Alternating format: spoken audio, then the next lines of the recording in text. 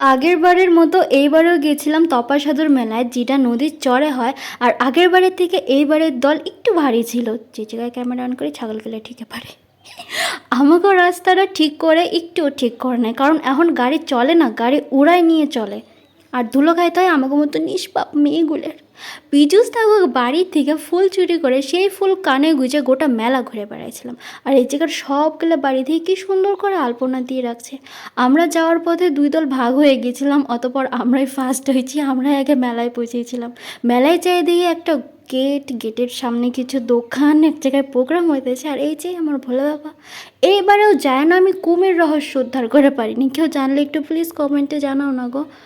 এরপর আমার ফল প্রসাদ খাইতে ইচ্ছে হইতেছিল, তো একটা পাতা নিয়ে ফল প্রসাদ নিয়ে নিয়েছিলাম। তারপরে হিরে দিয়ে বাঁধানো ঘাট দিয়ে নামতেছিলাম।